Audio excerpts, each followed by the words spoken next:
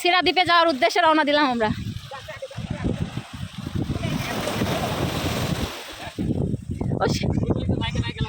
সেজে গুজে ঢেউ কি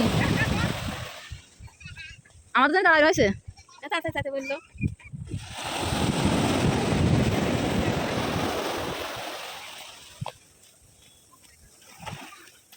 1 কিলোমিটারের বেশি ঢাকা নিয়ে আসা সম্ভব নাকি? হ্যাঁ অনেক দূর, অনেক দূর। আবার তাও তো শরীর কুলানো লাগবে, তাই না?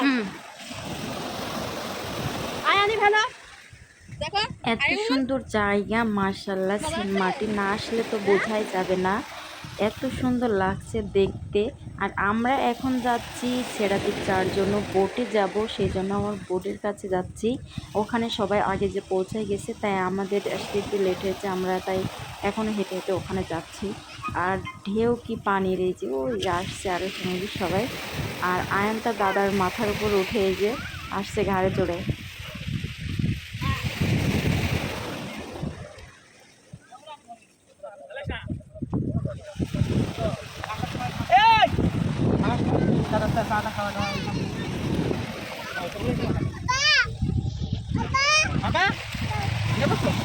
এই বোটে হবে না? আমরা বোর্ডের কাছে পৌঁছে গেছি, এখন এই বোর্ডে করে আমাদের আরেকটা বোর্ডে নিয়ে যাবে, সেখানে আমরা যাব। আয়নের বাবা তাই ওই বোর্ডের লোকের সাথে কথা বলছিল, কিভাবে কি দেখি সব কিছু বিস্তারিত জানছি।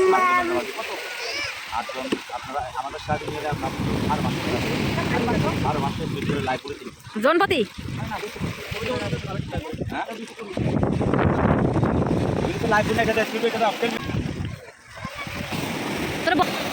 আইসা আর এই পানির মধ্যে রিক্স হয়ে যাবে না?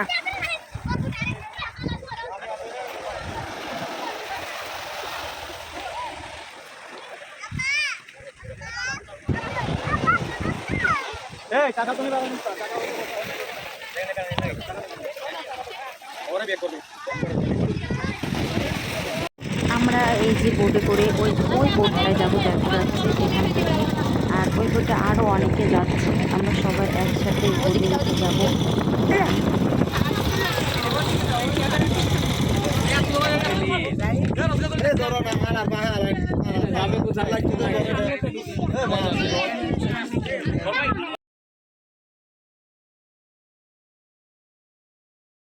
সবাই বোটে উঠে গেছি, এখন আমার বোটটা ছেড়ে দেবে। এই যে পানির কালার দেখলে বোঝা যাচ্ছে মাশাআল্লাহ, একদম নীল কালার পানি। আর এখানে আমরা অনেকেই যাওয়ার জন্য বসে রেডি হয়ে গেছি, আর সবাই প্লেট প্লেটে দিয়ে গেছি, বলা যায় না। এই যে আমাদের বোটটা ছেড়ে দিয়েছে, এখন যাচ্ছে।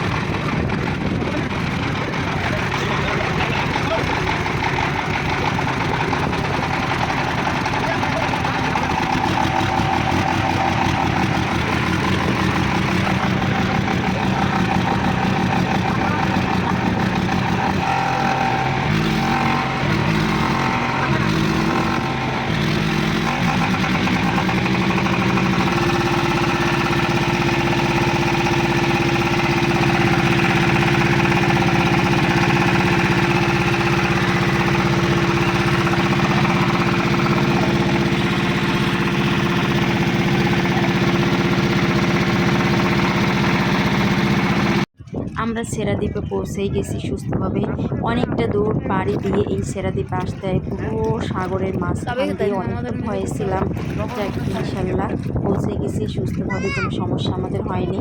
এই যে এসে তো সত্যি পানি কালার দেখে বোঝা যাচ্ছে এত সুন্দর, মাশাআল্লাহ, আমি তো দেখে পুরোই অবাক, এত সুন্দর জায়গা দেখতে।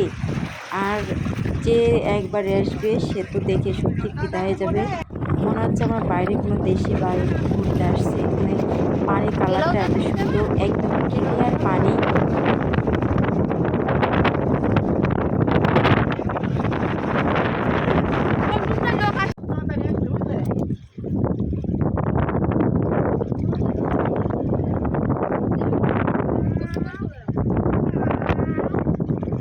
ও কি দেখো তোমার ছেলে গমছা স্যার